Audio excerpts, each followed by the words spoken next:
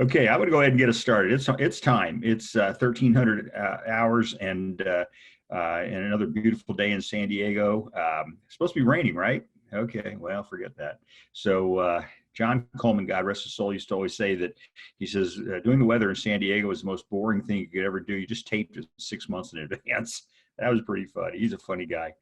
Well, anyway, okay, so I'm going to go ahead and get us started. We're going to be talking today. Well, let me do some of the whereto for art that was really fast, and I'm getting faster and faster at these at getting us to the point, which is what we need to be doing. So I'm going to start off with, and by the way, if you have any suggestions for any of this, please let me know. I'm inundated. Oh God, here we go again. Okay, so I'm going to hide presenter view. So I'm struggling with this coronavirus thing, and I told Linda I wouldn't say anything about it, but oh my God, folks, it's called the flu. And anyway, so it's here, right? Deal with it. It's a flu. So, but that doesn't impact our desire to keep moving forward in our careers, I hope. Don't let it cripple you. I had a former owner of a very large bank call me the other day, and he said whole companies are rescheduling, and you know what it is? It's kind of a neat attempt to really stop spreading germs. So, and that's what we're doing across the country. So I know you didn't sign on to hear all that today, but you know, at the end of the day, wash your hands, stop touching your face. I mean, these are things that, if you know me, you know I'm a bit of a germaphobe, and I've been saying that for decades. But anyway, I got this far, so it's good. Okay, so on to the subject matter. Here we are, Greater San Diego Association of Realtors. There's my name. There's my email address, my telephone number if you want to get a hold of me. I'm very proud, immediate past president of the association. Here's a bunch of credentials. I stopped counting at 40 plus years. I think I'm coming up on, what was it, 77? I think I'm at 41 or 2 or 3 years. That's a long time. At the end of the day, you know, I'm still here. And as I told Linda, I've just pretty much outlived everybody. So I've done okay. I'd like to thank a lot of people, but starting with the association, they've been wonderful about letting me, giving me the opportunity to do this.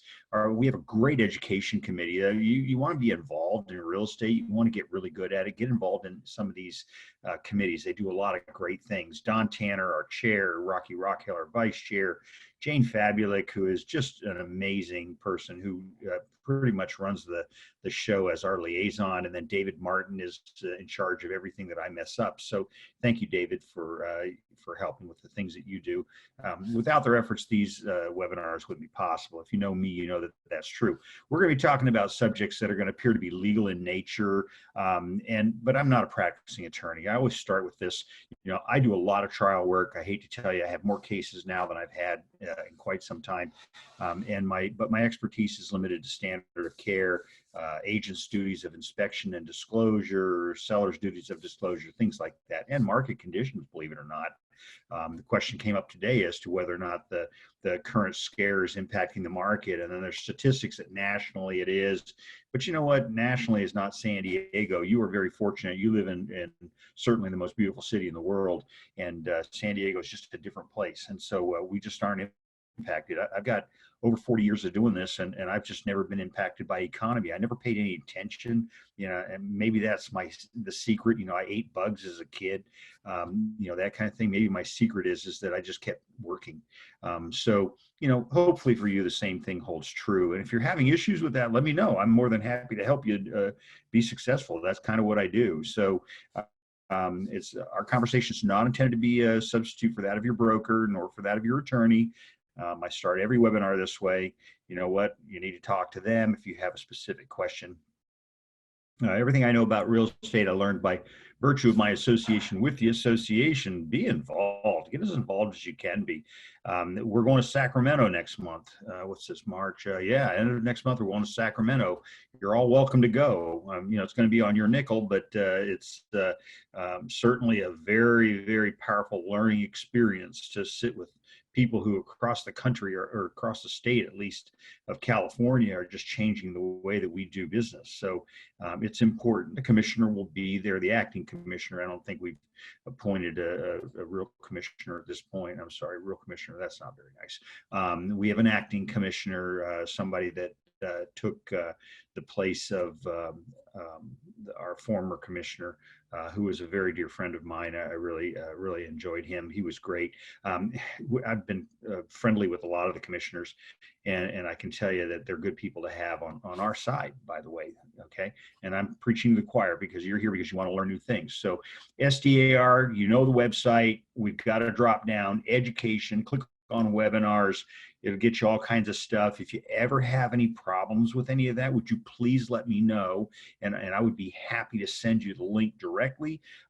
We also, Linda has created, because we just had to, created a newsletter. You all know I ran the 702 District 1 pitch session in Del Mar for, 17 years. It looks like I might have to go back and do it, help out a little bit. The people there are doing a great job, but there's always so much stuff that we've got to know. So we're going to be doing the once a week email.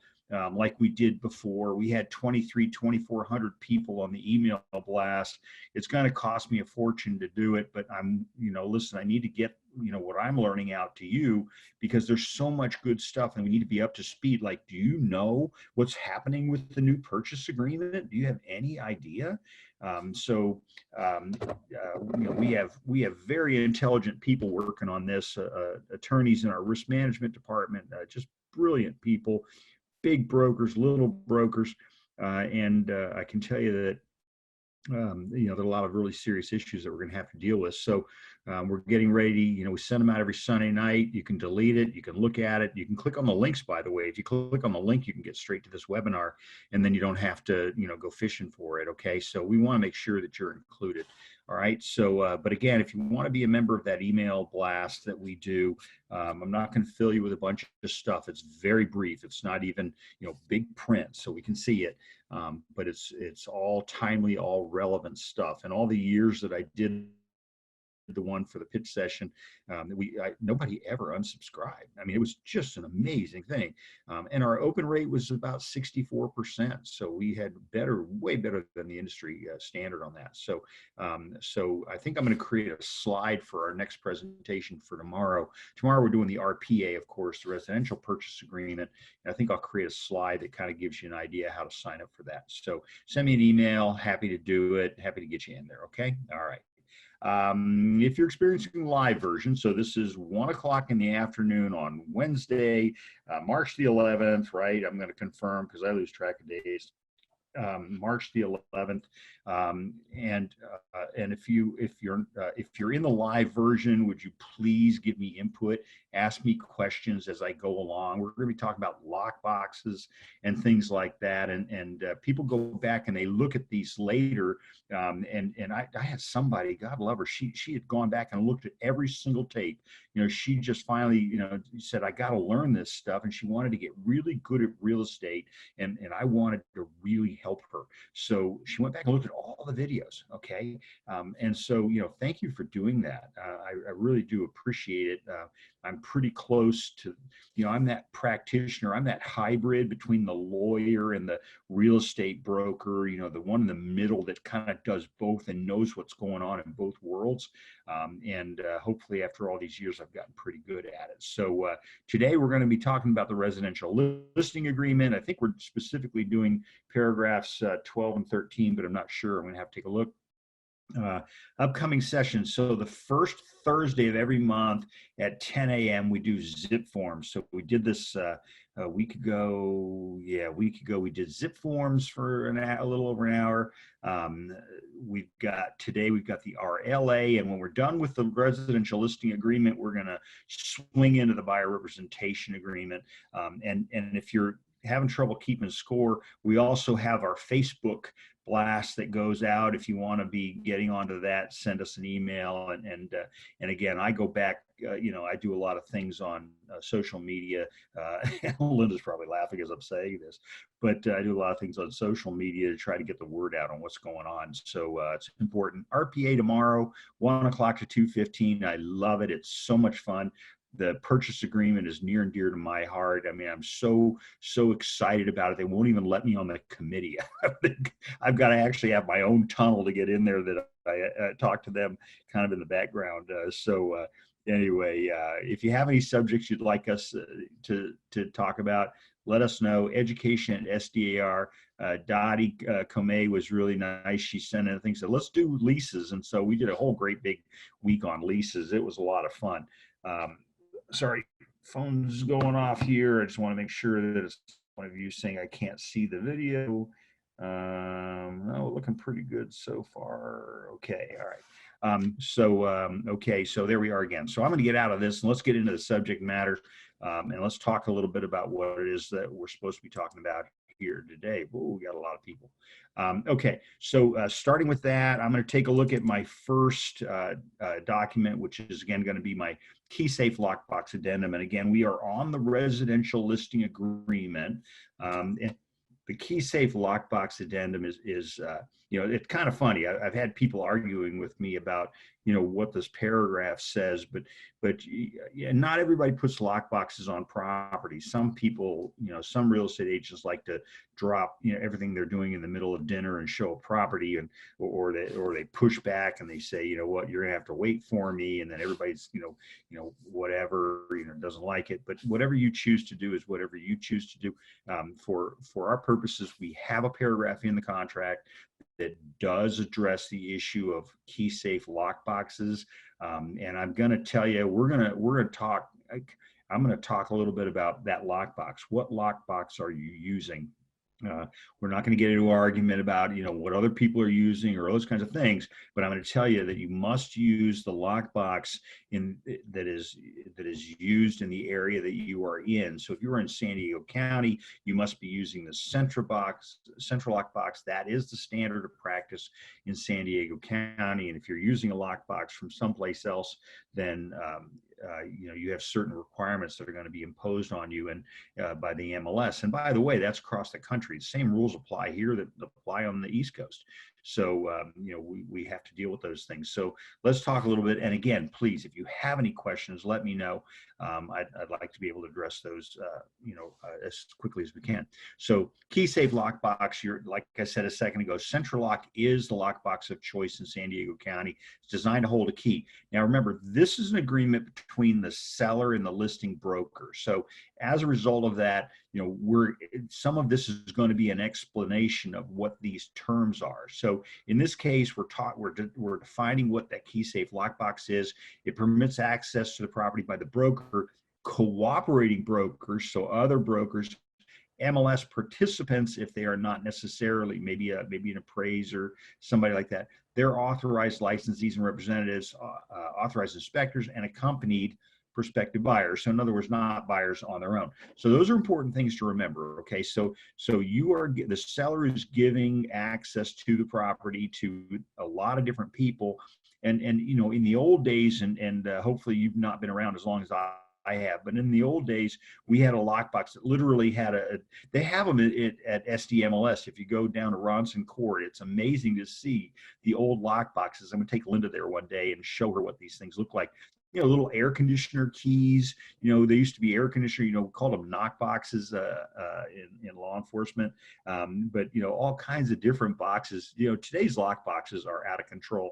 They're really mini computers, and they literally record, you know, who is entering that property. And this is why the penalty for sharing your lockbox key is so high, $2,500, right?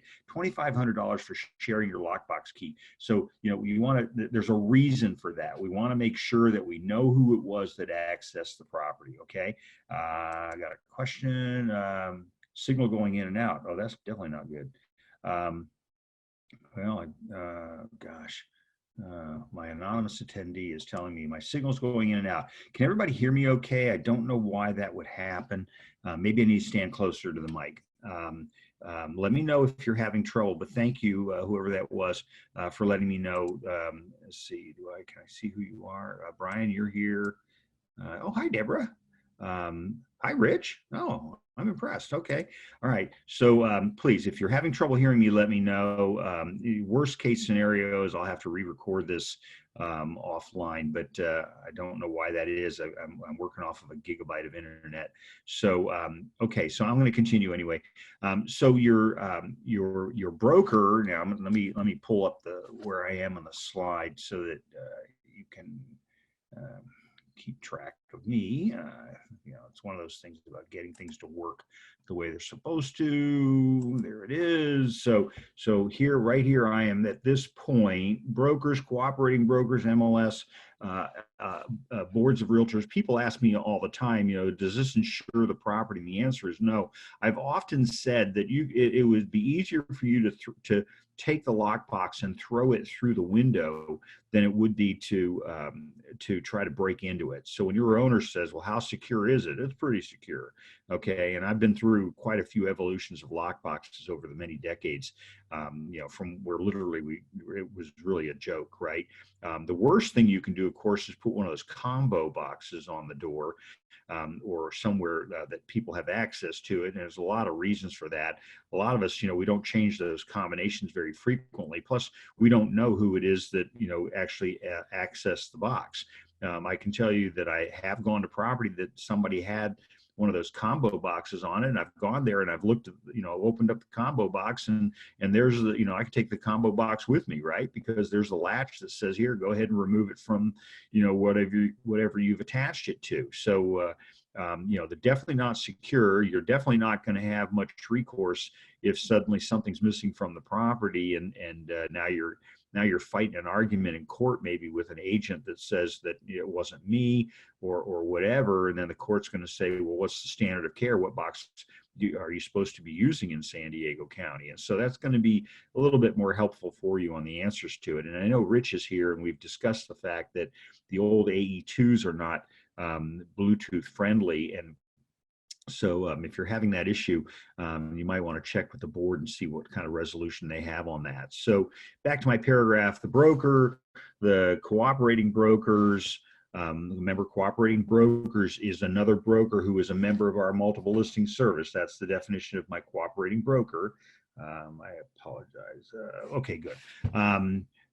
So anyway, MLS and association boards of realtors are not insurers against injury, theft, loss, vandalism, or damage attributed to the use of a key-safe lockbox. So, that language is intended to protect you. So please don't make statements that are inconsistent with that, and please don't try to embellish it. A lot of times people will try to explain away how safe it is. Why don't you just point to the language in the listing agreement and say, we're not insurers against these things, but here it is. What I used to do on my listing appointment, I would take a lockbox with me. I hope you're all doing that. So Rich, little practical stuff that you and I have talked about. Take the lockbox with me and invite the owner of the property to get into the lockbox. Give them a couple minutes, let them play with it. I passed them around the class and said, when I had my classes at Miracosta and UCSD, I'd pass them around the class. Here, break into the lockbox. And then I'd say, what? Here's my key. My key. You can't even use the key unless you've got the code to get into the box. So you need to have the key, the code that is associated with your key. So make a big deal out of it. And I've said this a lot of times, and that is, the more time you spend with your client, in this case the seller, the more time you spend with the seller at the listing appointment, and I hope you're having your appointments live, right? And the more time you spend with them, the more likely that you are to have a client for life, that those are people that are going to be with you forever. And some of you, I see the attendees on today's webinar, some of you, know what I'm saying, right? If you take good care of your people, they come back again and again and again to a point where you just can't get rid of them, right? So just be aware that take time to spend time with your client, and it's worth all the time in the world. It really is.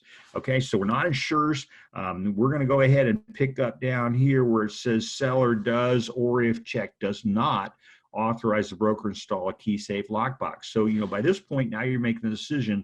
The seller's making the decision whether or not they're going to put a lockbox on the property or not. Okay. All right. So if you don't check the box, the default language has the seller giving you permission to put the lockbox on the property. If you check the box, then that means that the seller is not going to give you permission to put the lockbox on the property. And remember, the more difficult that you make it for someone to show that property, the longer the market time is going to be. You know, the more difficult it's going to be to get offers in there. And then the sad truth of it is, buyers don't need to see a property to make an offer. Buyers don't even need to see the property to close the transaction. But, you know, at the end of the day, a lot of your clients are going to say, no, I really want to see the inside of the house. So you want to make it as easy as possible to be able to do that. Okay. All right. Now, so then now, and this is a little thing, I think it should have been a separate paragraph. And I know Rich, you'll agree with me. If the seller does not occupy the property, the seller shall be responsible for obtaining occupant's written permission. Now, of course, that doesn't say, well, you know, it should say, well, if it's vacant, there's nobody to get permission from. But okay, if they don't occupy it, seller is responsible for obtaining the occupant's written permission for the use of a key safe lockbox. So that KLA form, and I'm going to pull that KLA form up here now. That KLA form is very different, and in addition to the items that we're talking about here. I mean, this is a much bigger deal. So let me take us up to my KLA. So there's my key safe lockbox addendum. I'm not going to go through the form. This is not a forms class. This is a class on this paragraph in the RPA. But this is my key safe lockbox addendum and tenant permission to access the property. So if the seller is living in it, or the property is vacant, in any scenario, I want this form. And the reason I want this form, and I had somebody arguing with me about it, but you know what, at the end of the day, you know, does this look a little bit more thorough than that paragraph that you just read? It is a lot more thorough, right? It's intended to hold a key to the box, permitting access to the interior, you know, those kinds of things. It gets a lot deeper into the subject matter. People may take videos or photographs. Let me see here. Let me get my drawing thing going again. So these individuals may take videos or photographs of the property. Broker doesn't have the ability to control or block them doing that. And by the way, even if you put it in the MLS, which is one of the requirements that we have, if the seller doesn't want photos being taken, then you can put it in the MLS, and you know, but you're still going to have people that are going to do it. And so, you know, we just need to be prepared for all the eventualities. MLS rules require key safe lockbox placed on the property. And by the way, the local lockbox, okay. And in fact, the NAR model rules say that if you don't have the local lockbox on the property, then you must be accessible to agents calling you within 4 hours. Those are the rules, folks. So you need to know that you have to be accessible now. And if you're the kind of person that doesn't want to be accessible, then that's not going to work well for you, because then you're going to generate a complaint. So it's going to be one that is specifically authorized by the MLS, or where use of it provides reasonable and timely access to listed property. Okay, so those are going to be the requirements, and those are the reasons that we have to do all this.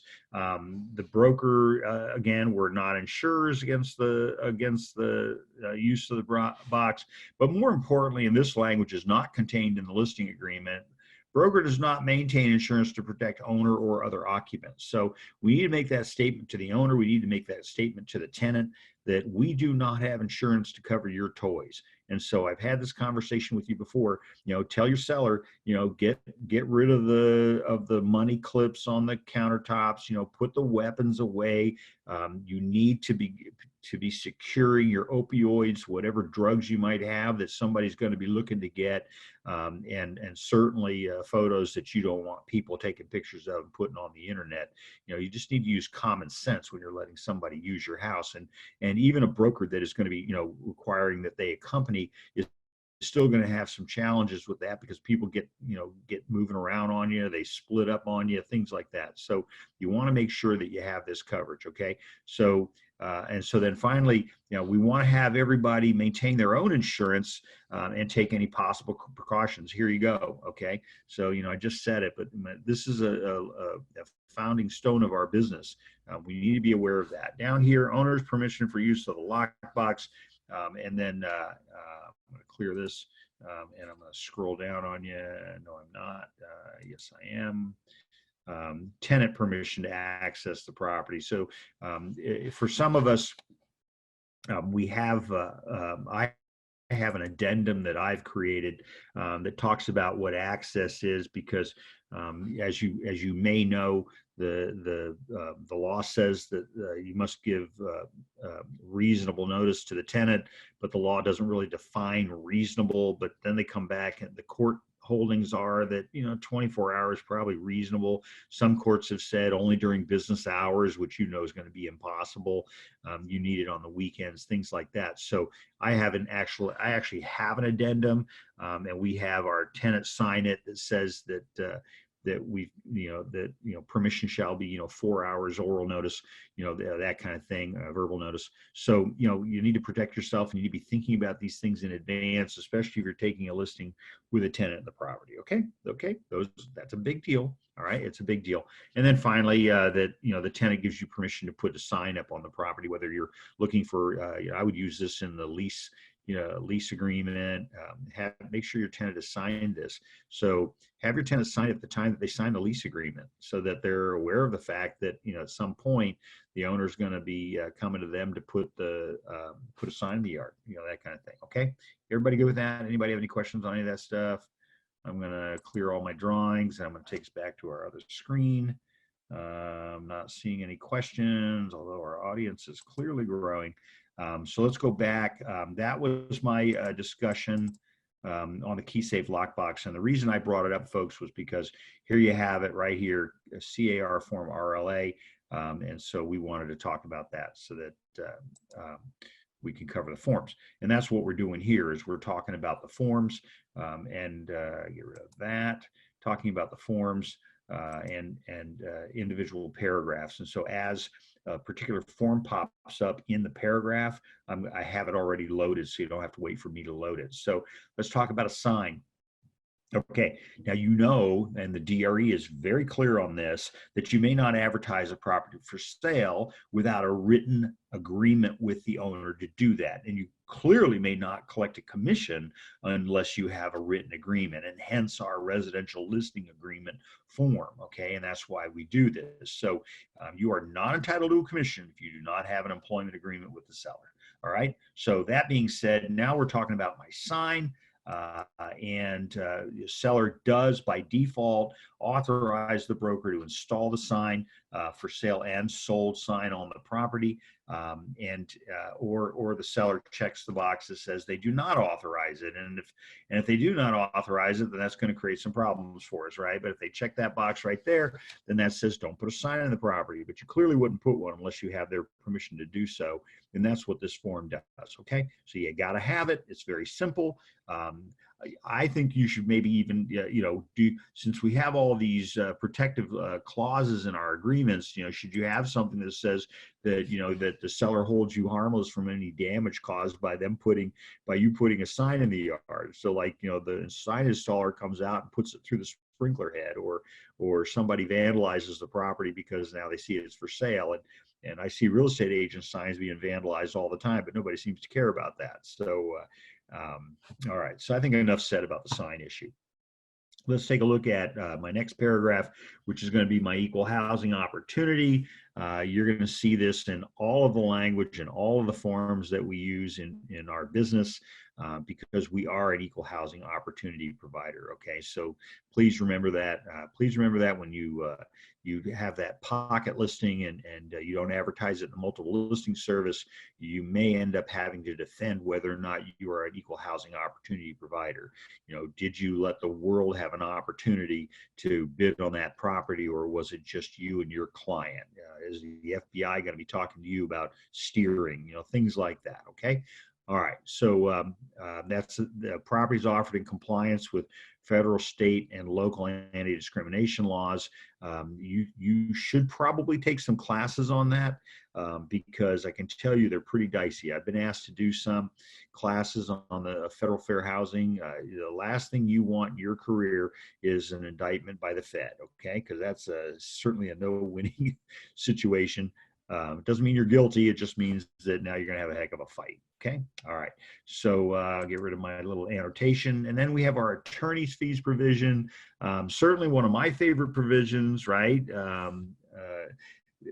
It's been considered malpractice if an attorney drafts an agreement that doesn't contain an attorney's fees provision. In any action proceeding or arbitration, so anything that you're doing between the seller and the broker. Now, this is between us, seller and the broker, to enforce the compensation provisions of the agreement. The prevailing seller or broker shall be entitled to reasonable attorney's fees. And so remember, again, there's that word that comes out at us, reasonable. And so the reasonable standard of law is essentially what the courts think it is, based on the situation, based on the principles, the clients, the parties, those kinds of things. But obviously, in the listing agreement, and we're probably going to see some changes to this coming up. In the lease agreements, we're seeing limits on attorney's fees to $1,000, and it's really knocked down a lot of lawsuits, because now we're limiting how much the attorneys can get from the other party. But it doesn't mean that it limits the amount that the attorney can get from you. So remember that. So attorney's fees and costs from the non-prevailing seller or broker, except as we're going to see later on in paragraph 19A. Okay, so we're not going to hit 19A today. It's going to be a later paragraph. All right. Are there any questions about any of that? I'm not seeing anybody. Okay. All right. Barring none, I'm going to continue moving. And oh, by the way, this is 16 may be our last paragraph, but boy, there's a lot included in here, right? Look at that. That's that. Much like paragraph 6 of your RPA, this is an opportunity for you to wax eloquent. So we're going to talk about additional terms. So, I always look, whenever I look at an agreement that real estate agents are using, I always worry when I see that one little part that says, that one little wide open part that we get a chance to write things. So when I'm looking down in here, I'm thinking, oh God, what are they going to put in there? Because that's when you end up hiring the attorney. So be careful what you write. Okay. Remember, when we created the listing agreement, we created it with the intention of covering pretty much everything that you're doing in your practice every day. If you feel a need to add to it, be sure that you've checked with your broker to make sure that the language that you're doing is in compliance with the broker's policies, certainly with the law. If you are the broker, then you need to be taking some of the classes on this, and make sure you're able to know what to put in there and what not to put in there. And so remember, the law is going to say that you had access to information, you had access to resources to counsel you on that. So why didn't you do it? I mean, these webinars are free. I'm surprised we haven't, we don't have thousands of people on them. So but at the end of the day, some people already know everything, and so it's kind of difficult for them to move forward into learning something new. So it's okay. It's all right. So let's take a look at additional terms. So now at this point right now, I'm going to go ahead and I'm going to clear my document. I'm going to look at my REO advisory. Okay. So my REO advisory listing is that form that we would like if we are taking an REO as a real estate owned. That's where the bank owns the property. This is not a pre-foreclosure. This is not a short sale. This is the bank owns the property. So let's take a look at our REO listing form. Pull that up here and share that with you. There you go. I'm going to get rid of my key safe lockbox addendum. And now we're talking about the REO advisory listing form. Okay. So, and again, I'm not going to spend a lot of time on the form because our intention today is not to do forms, but we're going to put in at the top of the form, we're going to put in that reference, the address of the property, because we need something to link it to the listing agreement. Assuming that the REO bank is using your listing agreement, your standard listing agreement form. And by the way, this is within the realm of possibilities, right? I mean, some banks have their own forms, but a lot of the properties that are taken back today are involving lenders that are private money and that. So, now they're going to probably be wanting to use your form. Okay. So here's the list of exemptions. So people ask me, they say, well, I thought REO banks were exempt from disclosure. And the answer is no, they're not. Okay. So here is what they're exempt from. Okay. And I want to call attention to the TDS. So they are exempt from using the TDS, right? But they still must disclose what they knew or should have known about the property. And what's so fascinating about this to me is that we want to be really careful and not give legal advice to the bank, even for that matter, right? Because the bank's going to say, well, we didn't know California law, and the agent told me I could do this or I could do that.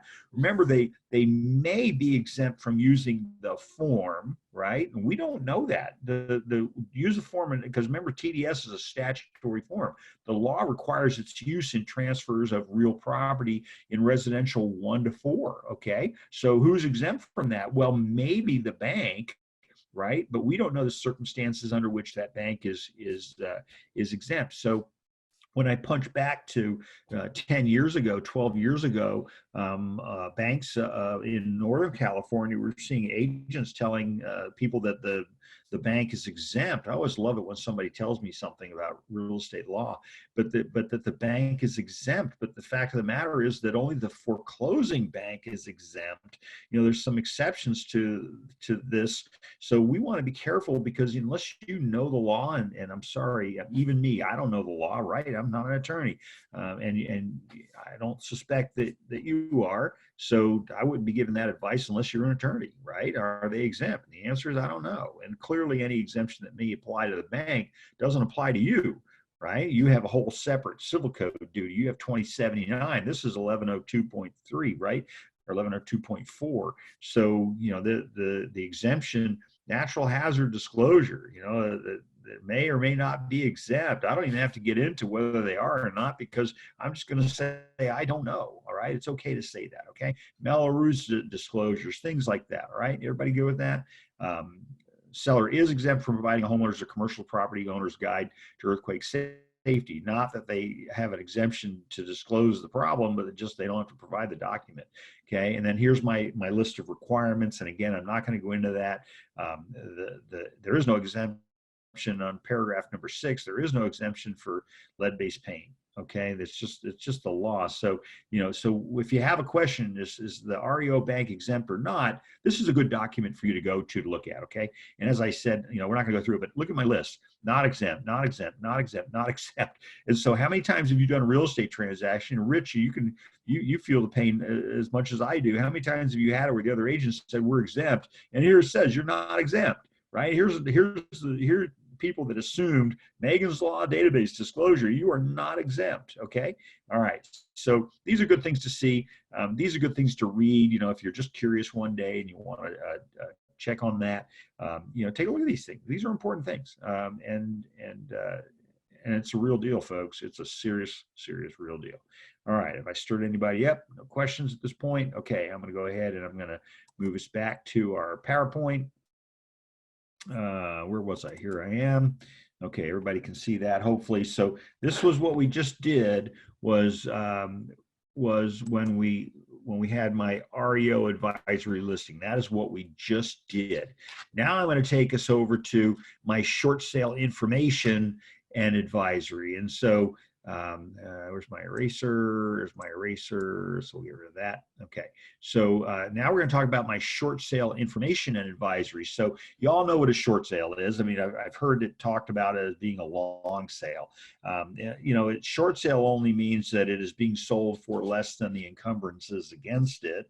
That's essentially the definition. It doesn't mean it's a very short transaction. That is not, for those of you that do them, and I know Rich was, certainly a killer on those for many years. It's not a short sale, and it's a lot of work. Okay. All right. Excuse me. Get my little bit of tea. Thank you, Linda. Okay. So short sale information advisory. Let's go ahead and take a look at what that looks like. New share. And we'll get rid of my REO advisory. Let's talk about my short sale information and advisory. So this form, this is going to be several pages, but what is a short sale? Alternatives to a short sale. Listen, that market is coming again. We have a bankruptcy attorney in our office who is also a broker, and he has said, I have not seen this many credit defaults in forever. So I think it's coming again. All right. So a short sale today is going to be something where the people legitimately got the property. So it's going to be a little less complicated, but now they're just having difficulty in continuing to make those payments. So here's alternatives to a short sale. Here's what the lender agreement to short sale means, what the seller's continuing liability on the debt, if any, okay? This is the information advisory. And by the way, it is signed by both the buyer and the seller, okay? So this is something that the buyer is going to need to be aware of this information as well. So starting in 2011, you don't have to go read Code of Civil Procedure 580E, but if you Google it, it's kind of an interesting read. Provides that any lender who proves a short sale in writing is not permitted to seek or collect a deficiency judgment against the borrower, and then all kinds of conditions associated with that. And this law may not be waived. God, I love that, right? I mean, and this comes up because we're doing, a lot of short sales in our office. Happy to take them. If you don't want to do them, we'll give you a referral fee, right? But at the end of the day, guess what? They can't do what's called dual tracking. They can't be going after the short sale at the same time that they're going after a foreclosure. So once they commit to work with you on the short sale in writing, again, guess what? Now they got to work with you. Okay. So, but there's some huge conditions on that. And some of those are going to be, some of those in here, the borrower has not, committed waste, borrowers who are corporations, limited liability companies, or limited partnerships, things like that. So, those are, if you have questions about what they look like, the time to find out about it is not at the listing table when the owner says, oh, by the way, I'm going to be short, or I owe more money than my property's worth. What's a foreclosure? What does that do to you? It's certainly going to have a whole different meaning to your seller. Okay. What are the credit and tax consequences? CAR used to have a really good Q&A on this, and then they put most of this into the advisory. And so you should read this. This is something, your client needs to be aware of what the credit hit is going to do to them. And then potential improprieties, right? So upfront fees. Do not collect upfront fees. I tell you, you want to lose a license? Here it is, right here. That's the biggie. Do not collect an advance fee. Okay, so clearly against the law unless the DRE has approved your agreement, and good luck. Okay, all right. So please don't do that. I'm laughing, but I'm like, I'm sorry. I see people do it, and I just don't get it. It's like, here it is. So read the document. Okay, all right. So now you remember, I'm always going to be a resource for you. If you need to, if you can't remember what it was, what were we talking about? It's something to do with property. The owner owing more money than it was worth. Well, I'm gonna, at least I'll be happy to refer you to the source of where the documentation is. Okay, so. Buyer consider house flipping. That's another favorite of mine. Okay. House flippers think that they're exempt. They're not exempt. They have no exemptions. They're seller. Okay. And by the way, that REO bank, remember that the law says that if they exercise dominion and control over the property, so for example, they start collecting rents from the tenant, they may be an owner, right? Rather than just an REO bank. They may actually have now become a normal owner who is obligated to make those disclosures. I had that happen with a friend of mine who owned a bank, and one day, he was remodeling this whole house down in Mira Mesa, and he says, I want you to see what I'm doing. And God, when I got down there, I couldn't believe it. And I said, it's no, remodeling the house, you just lost the exemption. He had foreclosed on the property. You just lost, the exemption. And he said, that's okay. I'm having fun. I was like, okay, all right. That was great. I got to tell you, that was fun for me. So anyway, super guy. California Homeowner Bill of Rights. If you know D.W. Duke, he was involved in that, authoring that. Super attorney. And then here's our broker's role. Okay, so you got 4 pages of happiness. Really 3. By the time you get down to the 4th page, we're just talking about our authority, the authority that we're going to have. Okay, so is everybody good on that? Again, signed by all the parties, signed by all the agents, all the brokers. Please make sure you're using the current form. Okay, all right. No questions. Seeing none, I'm going to move us back into, okay, so here we're going to be talking about our trust advisory. So trust advisory, I like the trust advisory. Listen, if you're in real estate, it's getting to a point where close to half of our transactions involve a trust, whether it's the buyer buying in trust or whether it's the seller selling out of a trust. You need to know what a trust does. Okay, so let's take a look at that. And I like this form. This is a good form for us to read, when you have time to read it independently of whatever we're doing here. Okay, so let's take a look at my trust advisory. Just look to see, make sure everybody's there. I'm going to pull up my form again, and here it is. Get rid of my short sale. Let's take a look at my trust advisory. So what is a trust, right? And there are different kinds of trusts. So we don't want to be assuming that we know anything about trusts or law or anything like that. So once again, the form is a good form to use. So for property being sold by the trustee of a trust. So this is going to be a form signed by the buyer and the seller, as we're going to see down here. Everybody's going to sign it. Oh yeah, and so is the listing broker. Okay, the listing broker is going to sign it, and that's because it's so powerful that it's going to cover so many transactions for you. And Deborah, I know you're watching. This is big. Okay, so trust advisory. We need to look at this. I don't want you to memorize it because we want to be careful that we don't know too much stuff. But this is the form that you're going to use when the seller is a trust. Okay, all right, not the form you're going to use when the buyer is a trust. All right, this is when the seller is a trust. So it's going to go through all this. I mean, we could do a whole class on this. Seller must comply with the following, whether you're a trust or not a trust. And by the way, some people think that trusts are exempt from disclosure, and the answer is, oh, a very small number of trusts are exempt from disclosure. You don't know what those are, so let's just say that none of them are, okay? Because to get in trouble on this issue is just going to create a problem for you down the line. So take a look at my paragraph number 1. Seller must comply with the following.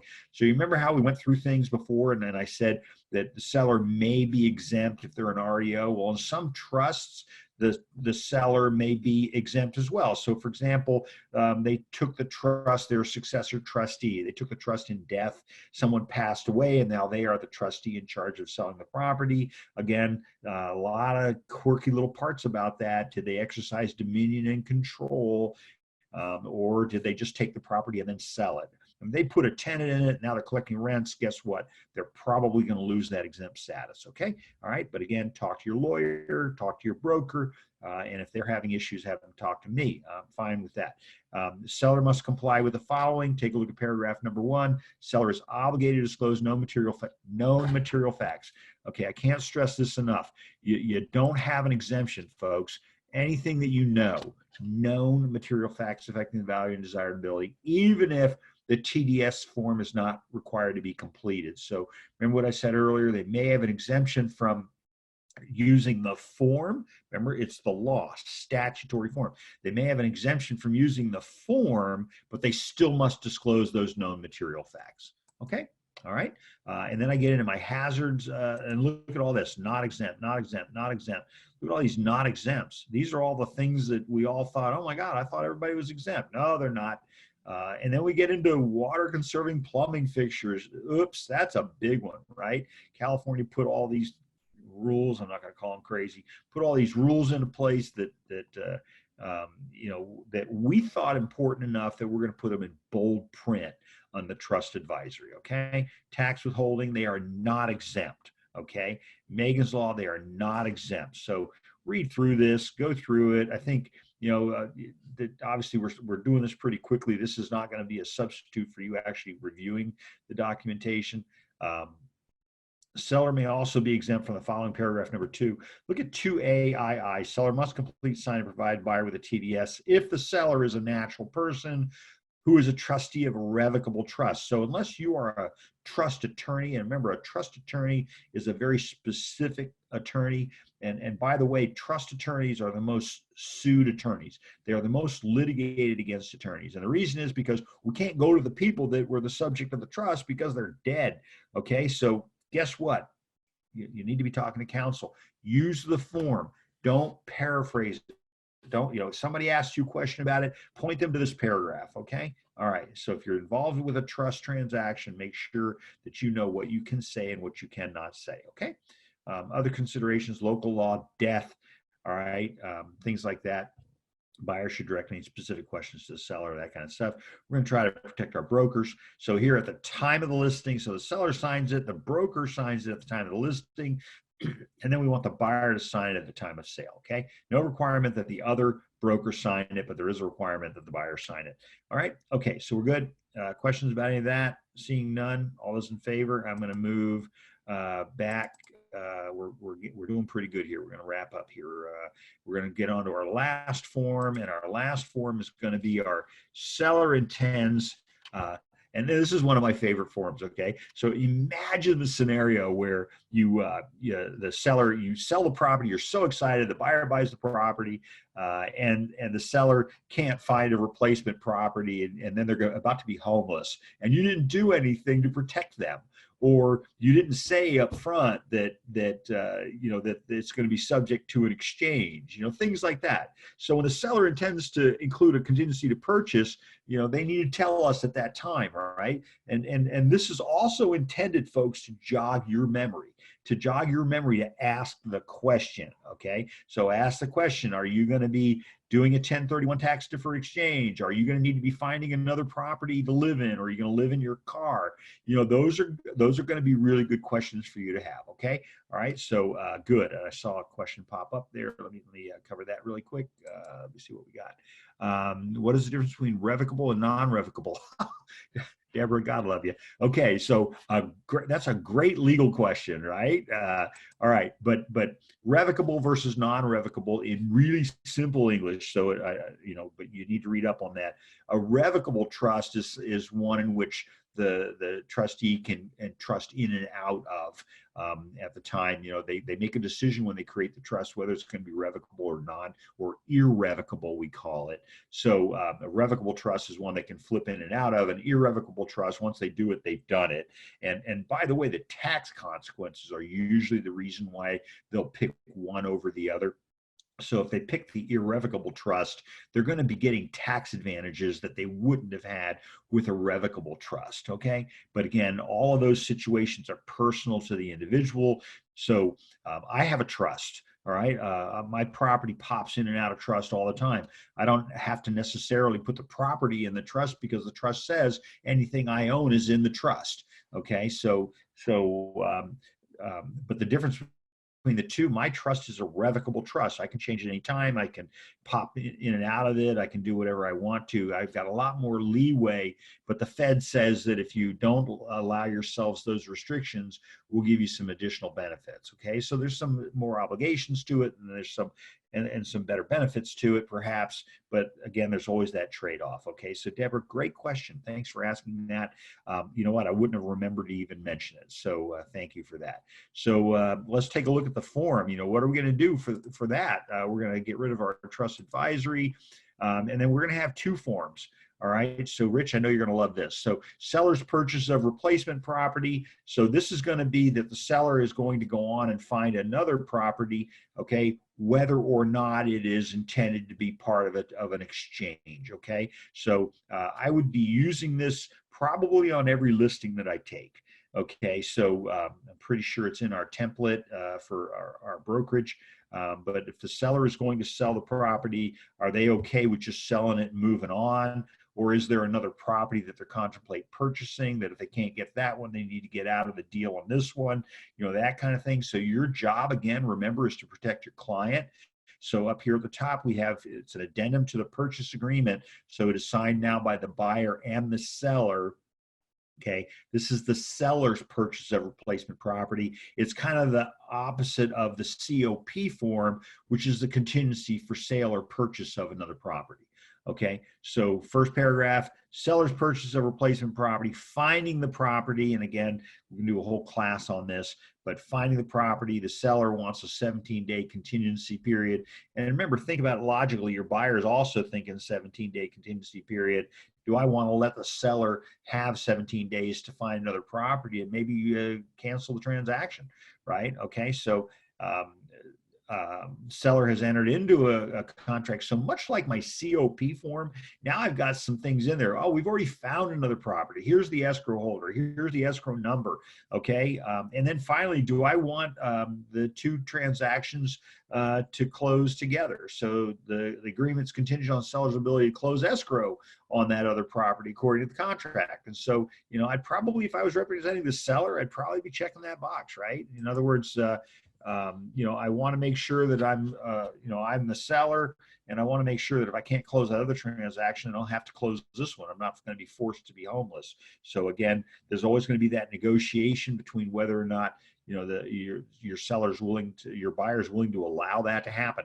Then we get into our time periods, much like the COP form. Does the start time periods begin at the time of this agreement, or do they begin after the seller finds the property that they want? Same thing holds true with buyer's deposit. Did the buyer bring in the money now, or do they bring in the money once the seller has released this contingency? And then obviously close of escrow, do we want it to be at the same time? Things like that. Okay, everybody good with that? I like this form, folks, and yet I never see it in a real estate transaction. I really don't. So if you're in our brokerage, we're going to need to have that form included. Okay, everybody good with that? Let's take a look now at the seller's intent to exchange supplement. With the seller's intent to exchange supplement, this is the form I was talking about. The seller is planning to do an exchange, whether it's a 1031 or not. Sometimes an exchange isn't necessarily for purposes of tax deferment, right? Okay, so and I use the word deferment liberally here. So, but it's an addendum to that agreement. So, so in this form, we're again, now remember that since when we do an exchange of property, and this is why I have some problems with the form, but when we do an exchange, the thought behind it is that it's a business transaction. So, we're going to have our commercial property agreement. That's, let me pull up my little highlighter here so I can check the box for you. I'll have my commercial property agreement. We'll have my residential income purchase agreement. Remember, the RIPA is for when the property, is 2 to 4 units, that kind of thing. My vacant land purchase agreement, which you really can't do an exchange, tax deferred exchange on vacant land. Or I may very well be doing my RPA if the seller has been using it as a rental or something like that. But again, I don't like that. I'm kind of thinking you're going to be over here. Everybody got that? Okay, not that hard to do. We have a template, so our agents, we already have the purchase agreement in there. So if they're going to be doing a transaction that's going to involve an exchange, then what they're going to do is they're just going to add that RIPA to the document before they delete the purchase agreement, because the RIPA then will be auto-populated, okay? All right, and then I'm going to clear the drawing, and I'm going to take us down a little bit here. Everybody with me so far? That was a little complicated, a little fast to handle. Okay, so now I'm going to get into some language that you are familiar with from your COP form again. So the seller intends to exchange the property for a like-kind exchange. And in this case, they are thinking that it is, and this is, remember what I said was a problem, that I think is a problem with the form. They're thinking that they're doing it under IRC code 1031. But I could be doing exchange for other reasons. Okay, but could be that my seller says, I found a property I want to buy, I want to work on a negotiation with it, and I want the buyer of my property to be patient and to hang out with me. Remember that these documents, folks, they are not substituted by language in the counteroffer that says COE +3 or things like that. You got to be very careful with the colloquialisms we've learned, or if we've been around for a long time and we're giving advice to newer agents, let's please be careful that we're not just using language that we used 20 years ago. Let's make sure we're using the appropriate form, because if we're not using the appropriate form, then we're going to run into some problems with the legal language. Okay, so you all know I get really crazy about that. I see in counteroffers, buyer to cooperate in seller's 1031 exchange. And it's like, do you think that covers it? It doesn't cover it, right? I mean, look at this. The lawyers wrote this, right? This language is very specific, and it's meant to cover all the eventualities. So when we write crazy little language in our counteroffer to say buyer to cooperate with seller's 1031 exchange, it doesn't do it. So, and as you know, if you've done transactions with me, you know that I'm going to end up countering you back, and I'm going to say, well, okay, you're going to agree then to use this form, because the form was drafted by brighter minds than mine. And I know that my simple little sentence is not going to survive the laugh test in court, right? Laugh test being when the judge just starts laughing hysterically that you're trying to get him to enforce something that makes no sense to anybody. Okay, so in my case here, I'm either going to describe the property, or I'm going to be it's going to be to be located and designated by the seller, and then see if I'm unable to do it through no fault of the seller, then am I going to be able to cancel? okay, or extend. Down here, transaction shall close as a sale. You know, we're going to check one only. Again, this one only is under C. Does it close normally without an extension for time? In other words, the seller says, I want to sell my house so bad that I'm not concerned about making it contingent, you know, the new sale contingent on that. Or is close of escrow can be extended for a certain amount of time, or the transaction shall be canceled. Could very well be the seller says, if I can't get that property I'm looking at, then I don't want to do the deal. And so in that case, we can cancel it, okay? Or then, of course, we have the other part where we wax eloquent. So waxing eloquent is one of my favorite terms because this is, you know, unfortunately, this is the part that gets us into trouble, okay? So let's be careful about what we're doing in that, whatever we're writing in there. My advice is if you're, in the immortal words of Robert Sunderland, just a wonderful real estate attorney, you know, when the real estate agent starts writing language, you know, you need to be talking to your broker. His comment was, if it's got a comma in it, you need to be talking to your broker. If it's got a semicolon in it, you need to be talking to your attorney. And I have to agree with that. I think it's a great way to put it. I think you need to be talking to counsel. But you know what? Okay, start with your broker, and then your broker can make the decision whether or not to talk to an attorney. Okay, so that's important. All right. So getting back to it in here, buyer of the transaction shall not be required to take title to other property for any period of time as an accommodation to the seller unless we agree to something else. And then once again, this is where I write stupid things.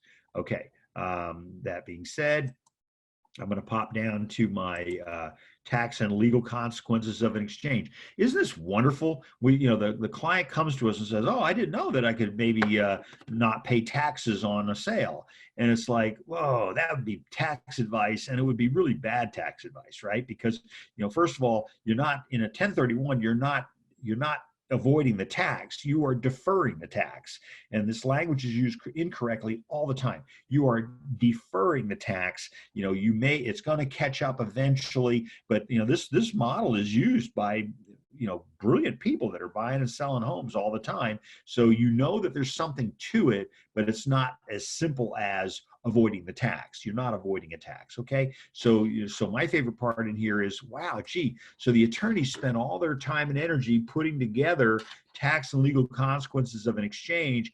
It is not intended to be exhaustive of those because they're very personal to the client, right? But you got 45 days after transfer to identify. As you probably know, you got 180 days to close, and you can close it earlier. I'm not seeing where it's got to be for 3 properties. You don't have to identify 3. You can identify 1. You just got to be able to close the 1, right? So, you know, everybody's on the edge of their seat on these transactions because they can be incredibly expensive. And remember, if you give tax advice, the minimum hit against you is going to be 50 grand if you're incorrect. I can't even imagine it being less, because remember, now something happened that you gave advice on that was outside of your scope of practice, right? Outside of your standard, and now they relied on it. Now they're going to be harmed by it. And why didn't you just let them use this? Let them just use this paragraph. Okay, tell them to read it. Here it is. You need to be talking to tax counsel. I don't make a move in anything I do. Every year, I've had tax advice now for the last 40 years. I've just had people handling, you know, that situation for me. It saves me a fortune.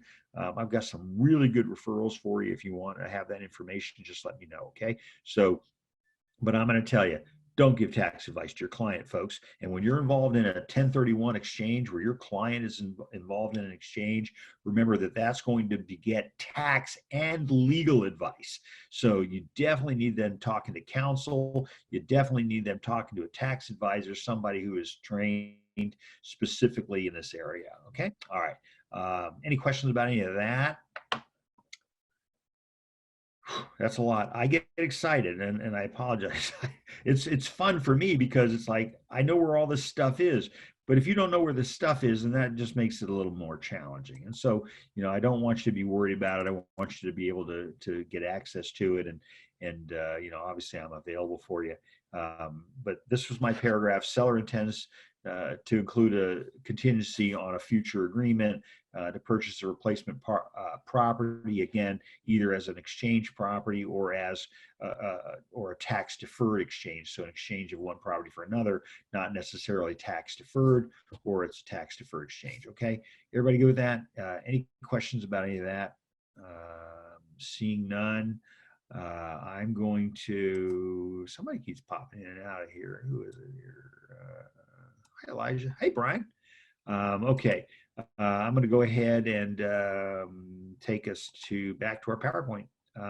But again, if you have any questions, let me know. I'm happy to help you in any way that I can. But this has been a pretty good little discussion. I've enjoyed it. And it's, I always come in here going, oh my God, we've only got 3 or 2 paragraphs to talk about, or in some cases we only have 1 paragraph to talk about. And I can tell you that 1 paragraph sometimes is going to be a doozy. So obviously liquidated damages, arbitration provisions, things like that. But we're going to probably be talking about arbitration in our next section. So I want to thank you all for being here today. I don't want to take up any more of your time. If nobody has any other questions, I'd be happy to answer. I don't see any. And I apologize in the very beginning that apparently our soundtrack was a little, this is live, but apparently it was a little difficult to hear. So hopefully I was able to correct that by doing it from this end here. So that being said, again, here's my telephone number. Here is my email address. Happy to help you in any way that I can. If you forget this information, education@sdar.com. And oh, by the way, remember, we've started our email list again. If you want to get in, we're very conscious about not spamming anybody. If you want to be on the email list, I'm sending it out every Sunday evening. It's going to contain topical things, legal things, stuff like that. Obviously not legal advice, but where we are on the RPA, for example, we're on draft number 9, and I'd be more than happy to share that document with you. So just let me know if it's anything that you want to be involved in. So oh, thank you. Thank you, Deborah. Yeah, it's amazing how many things that we come across in our career. And I'd rather have that conversation here today than have that conversation with your attorney at some later time. So, and not that I'm that big a deal. It's just that, gosh, I've been here, right? So I want you to do well. And Deborah, especially, I want you to do well. So everybody take care. Thank you for being here today. And I look forward to seeing you tomorrow at 1 o'clock. We're going to get into the RPA. We're going to have some more fun. Okay. All right. Thank you all. Take care.